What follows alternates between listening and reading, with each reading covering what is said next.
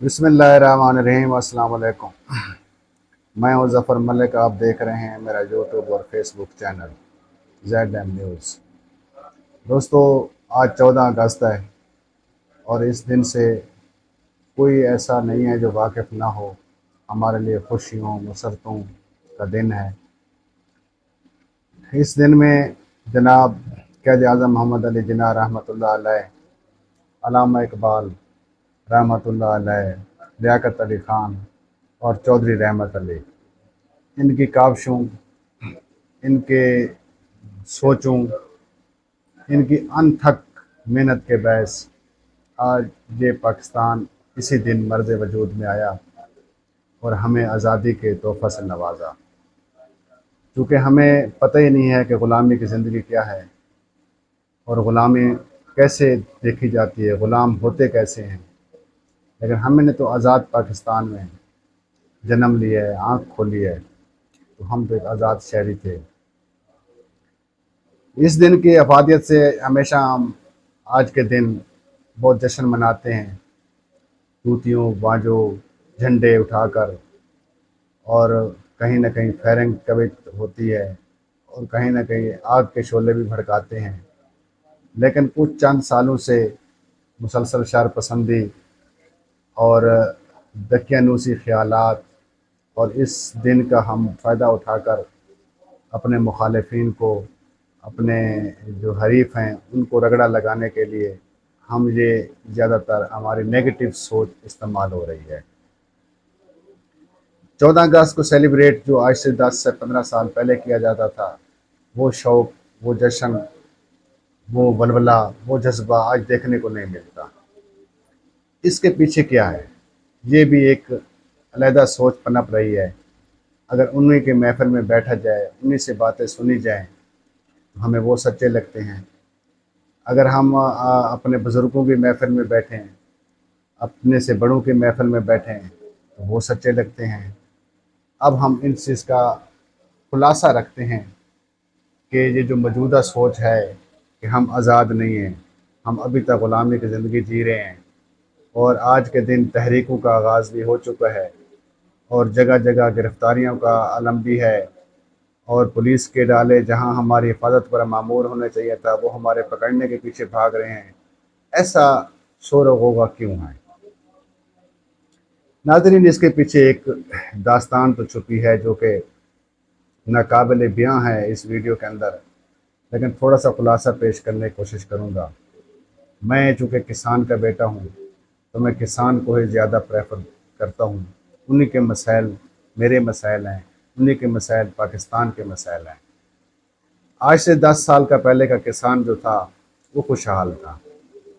वो रात को जब अपने घरों में आता था, भले उसके घर में उसकी जेब में पैसे हैं, घर में अनाज नहीं है, लेकिन सुकून था, बच्चे भी खुश थे।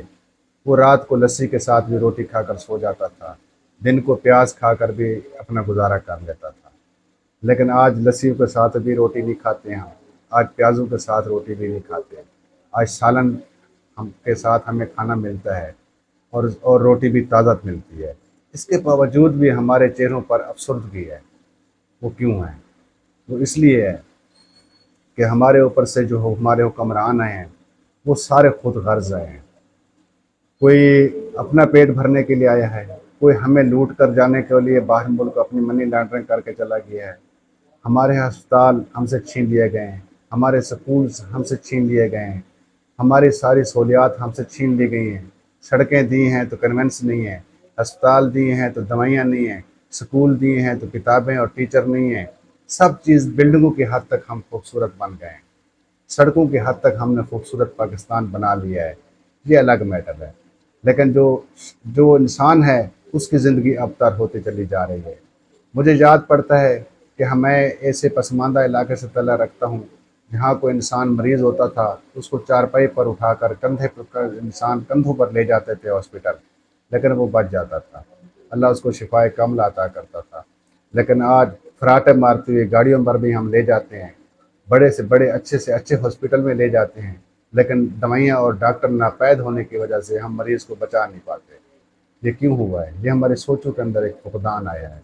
ہمارے اندر ایک بربریت اور پستیت آئی ہے، ہمارے اندر ایک تکبر آیا ہے، اور ہم اپنے آپ کو نہ خدا بنا بیٹھے ہیں۔ ایسا نہیں ہونا چاہیے۔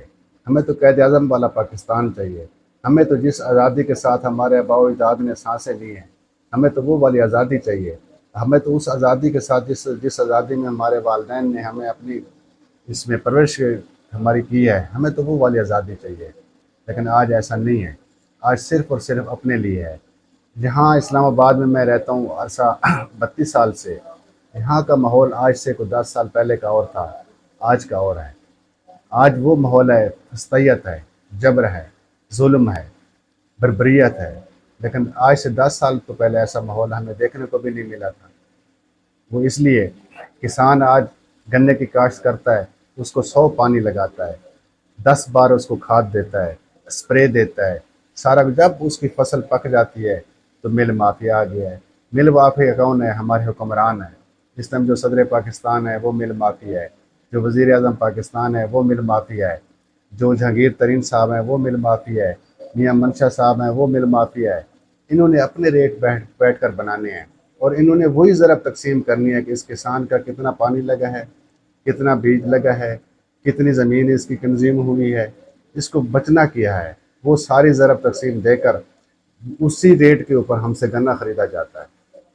جب کسان سارا گنا اپنے مل پر فروخت کرتا ہے، پھر اس کے سی پی آر کو مل اپنے پاس دبا لیتی ہے، اس کو پیمنٹ نہیں کرتی۔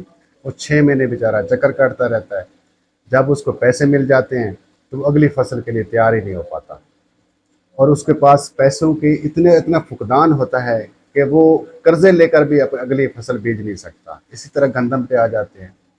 گندم کی بوری 11,000 تک پہنچ گئی، لیکن اس کا سپرے ویسے مہنگا، کھاد ویسی مہنگی، جس ایکڑ کا وہ جس ایکڑ میں وہ بیجی جاتی تھی اس ایکڑ کا کرایہ مہنگا ہو گیا، ڈیزل اتنا مہنگا ہو گیا کہ پیٹر اس کے اندر وہ گزارا نہیں کر سکتا، بجلی اتنی مہنگی ہو گئی کہ موٹریں گزارا نہیں کر سکتی۔ لیکن جب وہ کسان اپنی گندم کو تیار کر لیتا ہے تو گورنمنٹ آف پاکستان اس کا ریٹ کم کر کے 6,000 پہ لے آتی ہے، اور وہ کسان کدھر جائے؟ تو اس لیے آج کا کسان کہتا ہے کہ یہ پاکستان تو ہمارے قائد اعظم نے نہیں بنایا تھا، اس میں تو وہ برابری ہے نہیں، اس میں تو یہ امیر امیر ہے اور غریب غریب ہے، اس میں تو فقیر فقیر ہے، امیر امیر ہے۔ یہ پاکستان تو ہمارے قائد اعظم کا نہیں تھا۔ وہ تو اس پاکستان کو ڈھونڈ رہا ہے، آج کا انسان اس پاکستان کو ڈھونڈ رہا ہے جو اپنے والدین سے سن رکھا ہے۔ اس لیے آج تحریکوں کا آغاز ہو چکا ہے، اس لیے نیا پاکستان بنانے کے لیے نعرے لگائے جا رہے ہیں، اس لیے حقیقی آزادی کے نعرے لگائے جا رہے ہیں۔ خدا را ایسا بٹوارا نہیں ہونا چاہیے، ایک پاکستان ہونا چاہیے، ایک مخلوق ہے، ایک ہی ہمارا علم ہونا چاہیے، ایک ہی ہماری سوچ ہونی چاہیے۔ اس کے اندر اگر ہم حصوں میں بٹ گئے ہم تقسیم ہو جائیں گے۔ میری گزارش یہ ہے 14 اگست کو دل سے منایا جائے، حقیقی آزادی نہیں، آزادی کے طور منایا جائے، لیکن ہمارے ارباب اختیار کو یہ نوٹ کرنا چاہیے کہ یہ خزانے آپ کے باپ کے نہیں ہیں کہ اس کو اتنا بھر بھر کر آپ باہر لے جائیں۔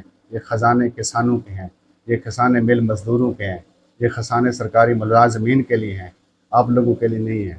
آپ لوگ ووٹ لے کر آتے ہیں اپنی ملوں کے لیے، اپنے بیجوں کے لیے گزارا نہ کریں۔ السلام علیکم۔